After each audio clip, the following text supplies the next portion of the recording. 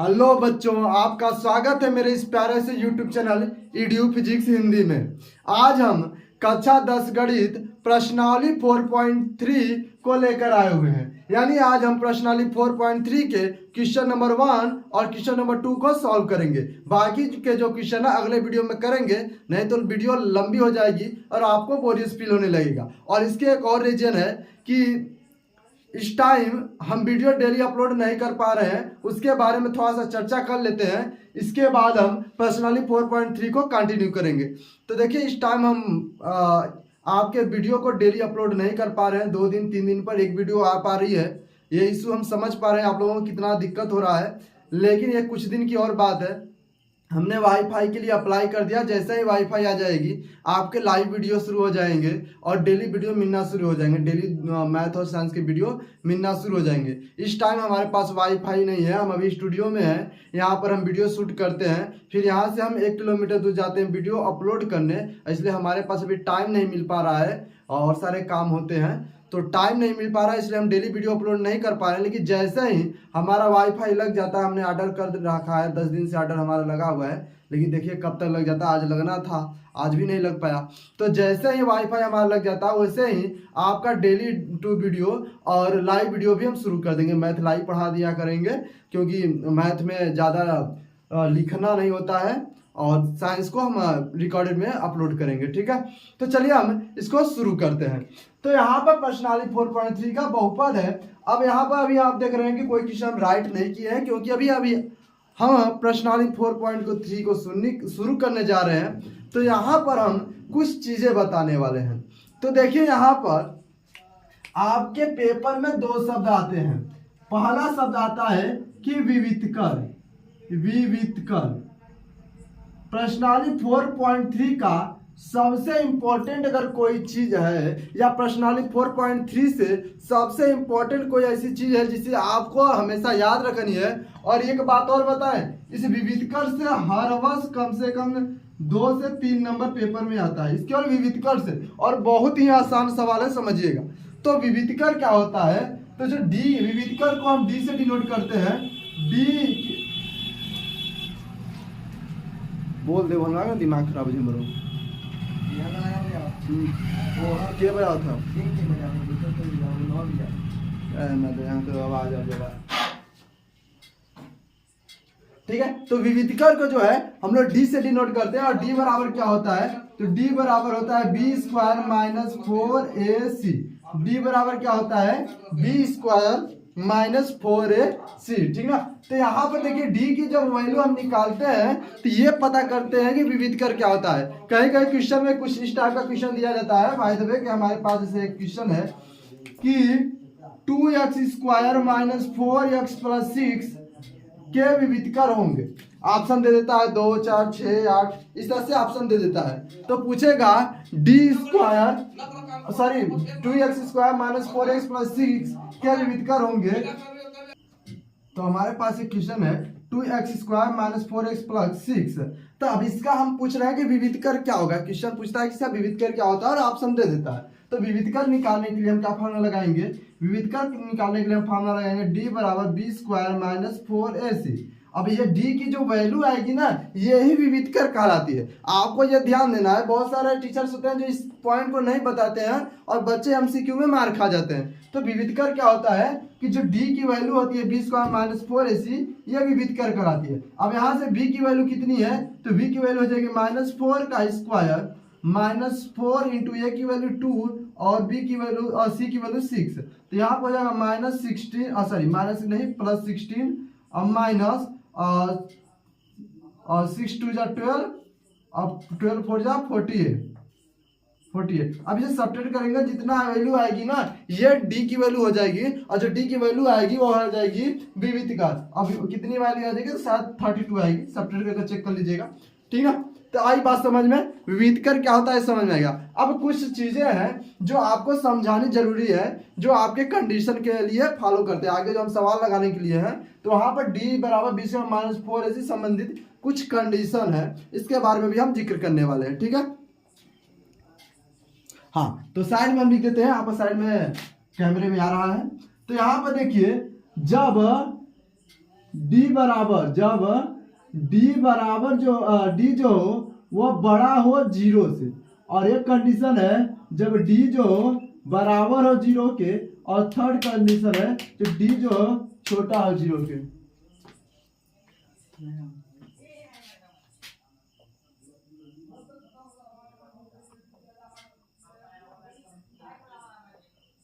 ठीक है, तो ये तीन कंडीशन है। अब हम अकेले शूट करते हैं तो थोड़ा सा आगे पीछे हो जाता है, बार बार देखना पड़ता है कि नहीं आ रहा है कि नहीं। बस कुछ दिन ये सब समस्याएं होने वाली है, बाकी धीरे धीरे सब हम सही कर दें। पहले लाइटिंग अच्छी थी नहीं थी, 2 लाइट लगाए हैं, सब धीरे धीरे हो जाएगा। तो यहाँ पर देखिए एक है डी जो होगा वो बड़ा होगा जीरो से, एक डी होगा बराबर जीरो के, एक डी जो होगा जीरो से छोटा होगा। ये तीन कंडीशन है। अब इन तीन कंडीशन में क्या क्या मायने रखता है देखिएगा। तो जब डी की वैल्यू जो होगी, जब डी की वैल्यू जीरो से बड़ा होगी तो वहां पर 2 भिन्न वास्तविक मान मिलेंगे, भिन्न वास्तविक मान मिलेंगे। और जब डी की वैल्यू जीरो के बराबर होगी तो 2 बराबर भिन्न मान मिलेंगे, 2 बराबर वास्तविक मान मिलेंगे। और जब डी की वैल्यू जीरो से छोटी होगी तो जब डी की वैल्यू जीरो से छोटी होगी तो कोई वास्तविक मान नहीं मिलेगा,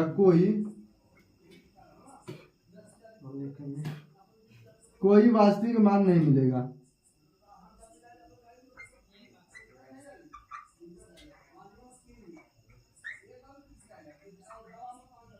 अब ये तीन कंडीशन हो गए, ये तीन कंडीशन हो गए। हमने लिख तो दिया, लेकिन इसमें से कुछ स्टूडेंट बोल रहे होंगे सर राइट तो कर दिए, लेकिन जरा समझाइए कि कैसे हम चेक करेंगे कि वास्तविक है।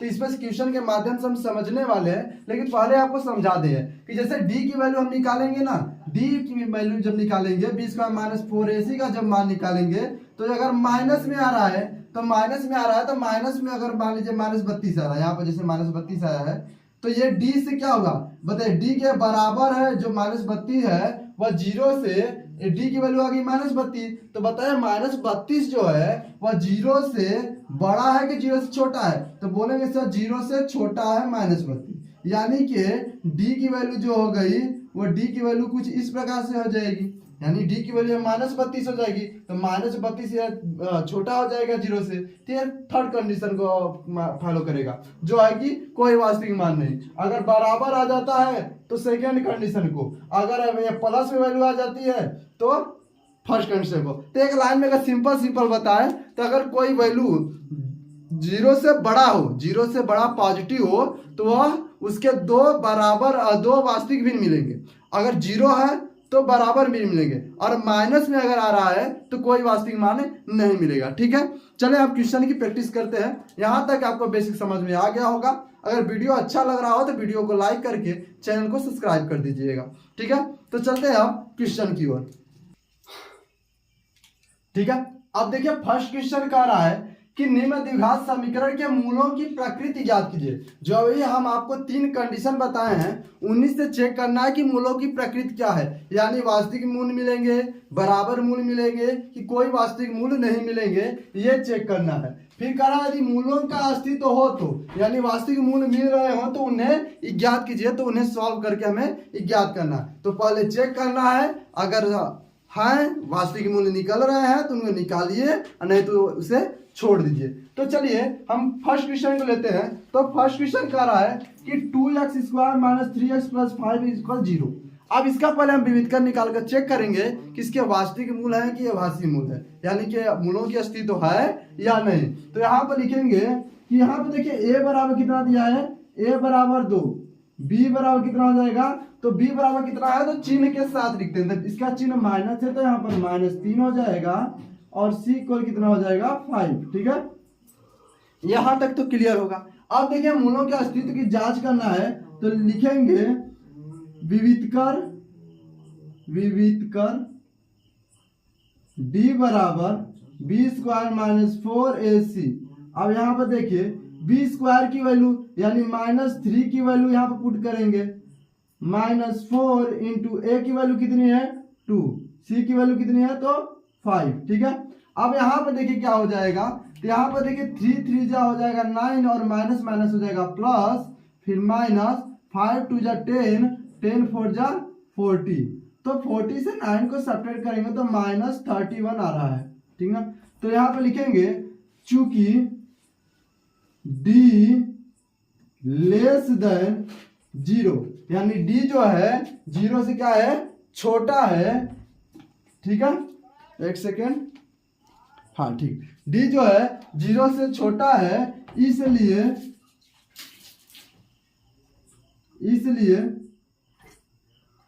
2x² - 3x + 5 = 0 का अस्तित्व नहीं होगा, अस्तित्व नहीं होगा, ठीक है। ये तो हो गया आपके क्वेश्चन के हिसाब से जो कहा था, अगर अस्तित्व हो तो उन्हें क्या कीजिए, इनका अस्तित्व ही नहीं है। लेकिन इसे अगर आप सॉल्व करना चाहे तो कर सकते हैं। अब इसे सॉल्व करना चाहे तो कैसे करेंगे, तो यहाँ पर देख लीजिए साइड में, हम इसे सॉल्व करके दिखा देते हैं आपको। यहाँ पर देखिए, तो हमारा इक्वेशन था 2x² - 3x + 5 = 0, ठीक है। यानी कि मल्टीप्लाई कराने पर कितना हो जाएगा, 2 5 जा 10, ये आपको आ गया होगा, और जोड़ने पर कितना आएगा 3, तो 5 and 2, तो यहाँ पर देखिए 2x² माइनस, अब 3 को हम 5 - 2 राइट कर सकते हैं, बताइए 3 को 5 - 2 राइट कर सकते हैं, एंड x + 5 = 0, ठीक है। यहाँ पर देखिए क्या हो जाएगा, 2x² - 5x + 2x and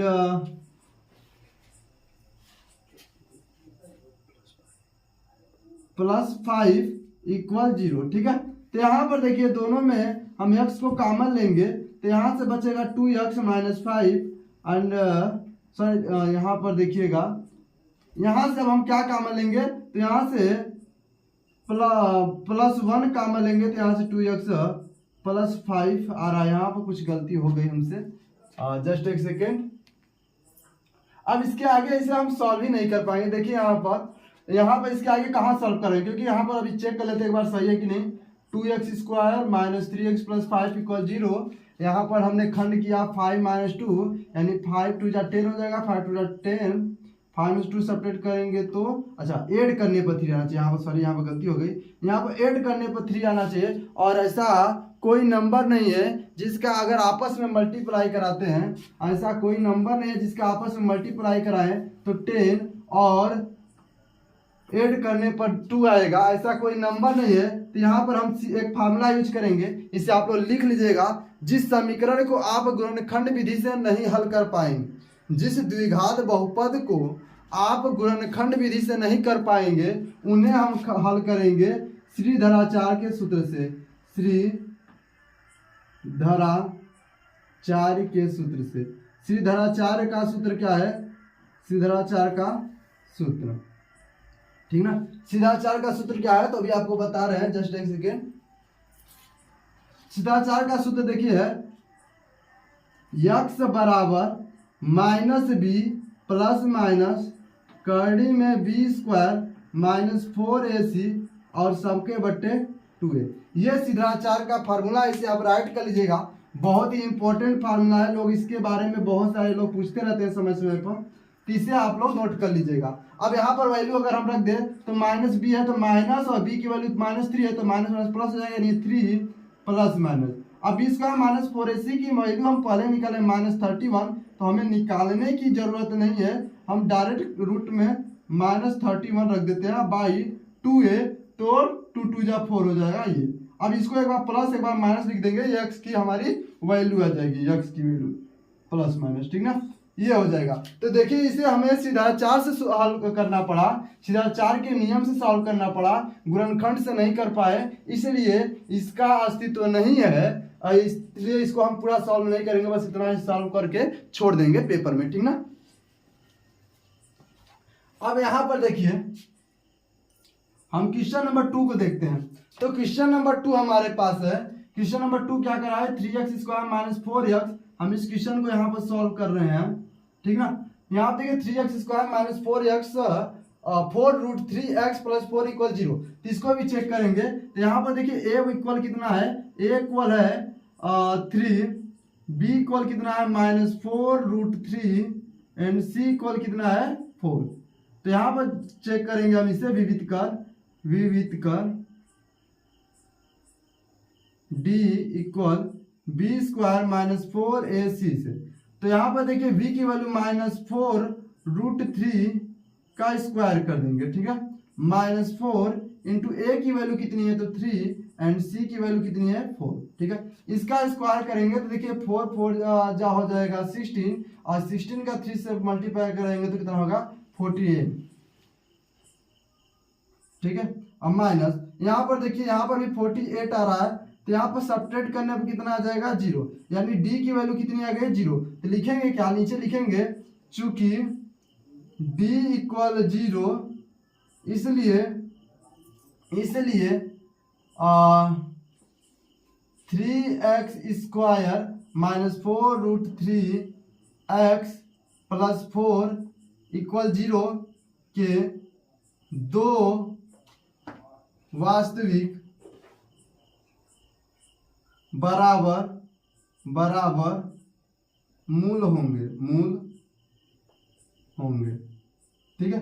ये हो गया इसका, ठीक है ना। अब देखिए यहाँ पर इसमें पूछा है कि अगर अस्तित्व हो तो इनके अस्तित्व है, दो बराबर मूल वास्तविक मूल आ रहे हैं, अस्तित्व है। और जब इनके पास अस्तित्व है तो इन्हें हमें क्या करना होगा, इन्हें हमें सॉल्व करना पड़ेगा, ठीक ना। अब सॉल्व कैसे करेंगे तो ध्यान से देखिएगा 3x square -4√3x plus 4 equal 0, ठीक है। यहाँ तक कैमरे में उम्मीद करते हैं आ रहा होगा, हाँ, ठीक है।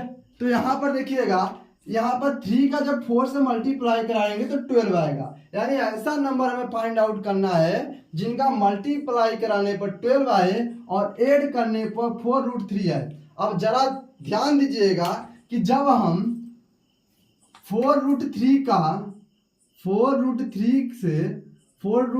का मल्टीप्लाई कराएंगे कितना आएगा तो सर 4√3 का √3 से मल्टीप्लाई कराएंगे तो कितना आएगा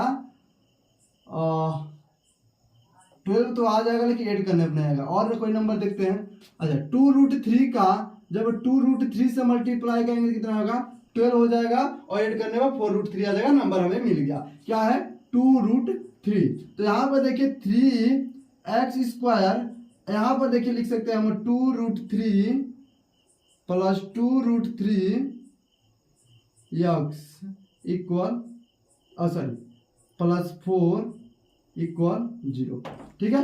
ध्यान से देखिएगा, तो यहाँ पर देखिए हो जाएगा 3x square minus 2√3x minus 2√3x plus 4 equal 0। यहाँ से हम कॉमन लेंगे, देखिए 3 है तो ये 3 को हम √3 इंटू √3 राइट कर सकते हैं, बोलिए राइट कर सकते हैं कि नहीं। तो यहाँ से एक √3 हम कॉमन ले लिए और x को कॉमन लिए, तो यहाँ पर √3 बचा और x बचा और यहाँ पर -2, ठीक है। अब यहाँ पर देखिए हम -2 कॉमन लेंगे तो यहाँ से √3x -2 बचेगा इक्वल 0, यानी हमारा आंसर आ गया √3x -2 और यहाँ पर भी √3x -2 इक्वल 0। तो यहाँ से देखिए जब x की वैल्यू निकालेंगे तो x इक्वल 2/√3 और 2/√3 आएगा। तो यहाँ पर देखिए कह रहा है कि दो वास्तविक और बराबर मूल्य ज्ञात करेंगे। तो यहाँ पर देखिए वास्तविक आए हैं और बराबर मूल्य निकल गए कि नहीं बताइएगा। आई बात समझ में कि नहीं? उम्मीद करते हैं यहाँ तक समझ में आ गया होगा। अब चलते हैं अपने लास्ट क्वेश्चन की ओर, जो क्वेश्चन नंबर 1 का लास्ट क्वेश्चन यानी थर्ड होगा।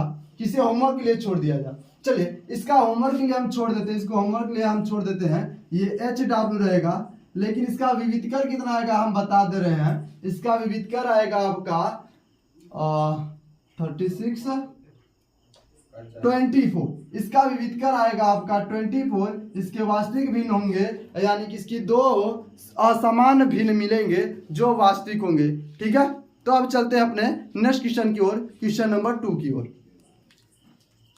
ठीक है। अब क्वेश्चन नंबर 2 कह रहा है कि प्रश्न 2 है, निम्न प्रत्येक द्विघात समीकरण में, यानी नीचे दो द्विघात समीकरण दिए हुए हैं, में के का मान ज्ञात कीजिए। जो के है यहाँ पर भी वहां पर भी के का मान ज्ञात कीजिए जिसके दो बराबर मूल है। तो देखिए यहाँ पर तो के दे दिया है और इस टाइप का दे दिया है। आपका एमसीक्यू में भी क्वेश्चन देता है कि दिया गया कुछ समीकरण इस प्रकार से, जैसे 2x², इस प्रकार का आपका क्वेश्चन दे देगा कि 2x² - 4x + m के दो बराबर वास्तविक भिन्न है, तो m का मान ज्ञात कीजिए और ऑप्शन दे देगा। इस टाइप का क्वेश्चन देता है, ठीक ना। तो इस टाइप के क्वेश्चन को हम सीखेंगे। तो देखिए, एक आपको हम ट्रिक बताए हैं, ट्रिक समझिए, तरीका समझिए, मेथड समझिए, आपको जो समझना है समझिए, लेकिन समझिए, ठीक है। तो देखिए, आपको हमने बताया है कि जो दिया हो ना क्वेश्चन में, जो दिया है उसी का सूत्र लगाइए। अगर क्वेश्चन में क्षेत्रफल दिया है तो क्षेत्रफल का सूत्र लगाइए, आयतन दिया है तो आयतन का सूत्र लगाइए। यहाँ पर कह रहा है दो बराबर मूल है तो दो बराबर मूल के सूत्र लगाइए, और दो बराबर मूल के लिए आपका कौन सा सूत्र है, तो दो बराबर मूल के लिए सर सूत्र है d = 0। तो यहाँ पर हल करेंगे तो लिखेंगे दो बराबर मूल के लिए लिखेंगे, चाहे मत लिखिएगा, कुछ डायरेक्ट सॉल्व करेंगे तो लिखेंगे b² - 4ac = 0, बस इतना लिखेंगे। इसके बाद यहाँ पर वैल्यू पुट करना शुरू कर देंगे। तो b² यानी k का वैल्यू हो जाएगा k² - 4 इंटू a की वैल्यू कितनी है 2 इंटू c की वैल्यू कितनी है 3 = 0। तो यहाँ से k² हो जाएगा 3 2 = 6, 6 4 = 24 = 0। तो k² केवल कितना हो जाएगा माइनस, इधर आएगा तो प्लस हो जाएगा 24, यानी k की वैल्यू कितनी हो जाएगी, तो 2√3, नहीं 2√3 नहीं होगी, 2 2 = 4 6 यानी 2√6 आंसर हो जाएगी k की वैल्यू, सॉरी k की वैल्यू, ठीक है। ये हो गया आंसर, ये आंसर हो गया आपका, k की वैल्यू निकल गई। उसी तरह से इसे करते हैं। अब इसे सॉल्व करने के लिए पहले हमें मल्टीप्लाई कराना पड़ेगा, तो यहाँ पर हो जाएगा kx² - 2kx + 6 = 0, ठीक है। अब यहाँ पर सब देखकर सर वहां पर एक ही के था, यहाँ दो जगह के आ गया, अब कैसे होगा। तो इसे भी उसी तरह से करना है, बस आपको रूल को फॉलो करना है, बाकी क्वेश्चन आपका लगता चला जाएगा, ठीक है। तो b² - 4ac = 0 हो जाएगा। अब यहाँ पर b की वैल्यू कितनी है, तो यहाँ पर देखिए b की वैल्यू जो कि -2k होगी। ये जो है पूरा b है, ये जो है पूरा b है, और ये k जो है अकेला a है, और बाकी 6 जो है क्या है c है। तो b की वैल्यू रखना है, यानी -2k का स्क्वायर हो जाएगा, -4 इंटू a की वैल्यू कितनी है k, और c की वैल्यू है 6। तो यहाँ पर हो जाएगा 2 2 = 4k² माइनस 6 चौके 24 k = 0, ठीक है। तो यहाँ से हो जाएगा 4k² = 24k। अच्छा, एक पावर से हम k को कट कर सकते हैं, तो यानी 4k बराबर कितना आ गया 24, यानी इससे k बराबर कितना हो जाएगा 6। ये आपका आंसर हो गया। उम्मीद करते हैं कि वीडियो अच्छा लगा होगा। अगर वीडियो अच्छा लगा हो तो चैनल को सब्सक्राइब करके वीडियो को लाइक कर दीजिएगा, और कमेंट में उस होमवर्क का कमेंट में आंसर जरूर कमेंट करिएगा, ठीक है। मिलते हैं अब नेक्स्ट पार्ट में, और नेक्स्ट पार्ट इस चैप्टर का लास्ट होगा, इसलिए आपसे हम गुजारिश करते हैं कि कमेंट में यह भी बता दीजिएगा कि अगला वीडियो किस चैप्टर पर हम बनाएं, ठीक है।